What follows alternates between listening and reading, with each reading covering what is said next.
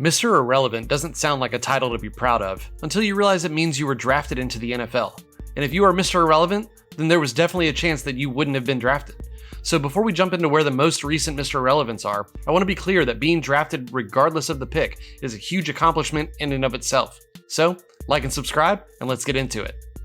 In 2013, the Colts had the very last pick of the draft, and with it, they selected Justice Cunningham, a 6'3", 258-pound tight end out of South Carolina.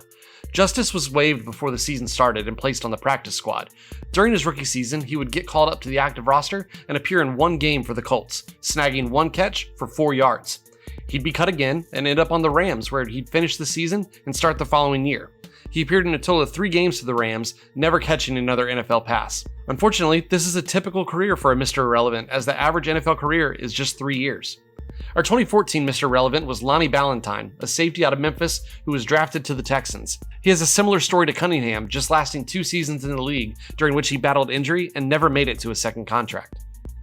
The following year, the Cardinals drafted Gerald Christian, a tight end out of Louisville, with the last pick of the draft. Christian tore his MCL in the final preseason game of the year and was placed on IR. He'd get cut during the 2016 preseason, sign with the Bills practice squad, and actually get brought up for 3 games.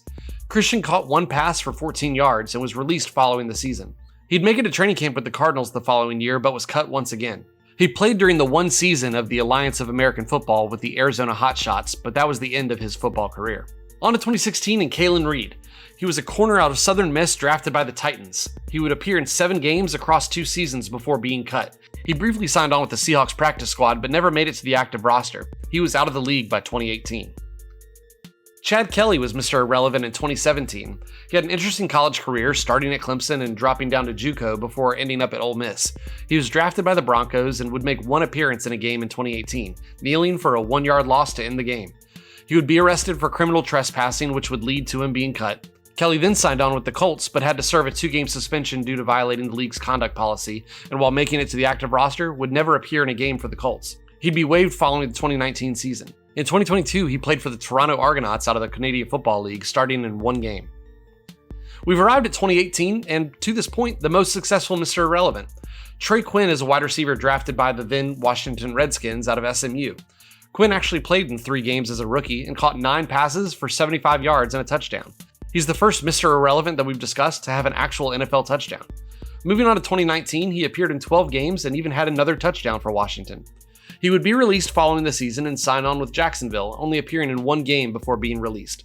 Quinn has bounced around on some practice squads until signing with the Michigan Panthers of the USFL, the first proof we have that this pick isn't irrelevant.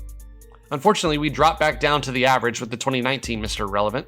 Caleb Wilson was drafted by the Arizona Cardinals out of UCLA. The young tight end was then cut before the season started, re-signing onto the Cardinals practice squad. He ended up on the Redskins for a month at the end of the season before being waived in the offseason. The Eagles claimed him off waivers at that time, and he ended up appearing in 5 games with them at the end of the 2020 season, but did not accumulate any stats. He bounced around some practice squads until the end of the 2021 season, but has not been in the league since then. The next guy on our list is actually still in the league. Tay Crowder was drafted with the last pick in the 2020 NFL Draft by the New York Giants. The linebacker out of Georgia had a solid rookie season by all accounts. He had a fumble recovery for a touchdown and a sack. Things you don't typically expect from Mr. Irrelevant, especially as a rookie. He'd play out his rookie contract with the Giants, starting all 17 games in 2021 and amassing 130 tackles. This offseason, he signed with the Steelers, so he'll continue to play in the league. I'd say he's pretty relevant. In 2021, Mr. Relevant was Grant Stewart, a linebacker out of Houston who was drafted by the Bucs. He primarily played special teams, but appeared in all 17 games. He'd be traded after the season to the Colts and have a similar role for them in 2022. He's still on the Colts roster, so he's still in the league. Now, the reason this video exists and the reason you clicked on it. In 2022, the San Francisco 49ers drafted Brock Purdy with the 262nd pick in the NFL Draft. Purdy is a quarterback out of Iowa State who had solid college stats, but nothing that jumps off the page at you. He started 4 years in the Big 12, but statistically was on a roller coaster going up and down each season. Consistency appears to have been a problem for him, thus why he made it to the end of the 7th round. The 49ers came into last season with Trey Lance slated as the starter, with Jimmy G slowly coming back from injury, but understanding he'd be the backup. Purdy was a camp arm and emergency quarterback option at best.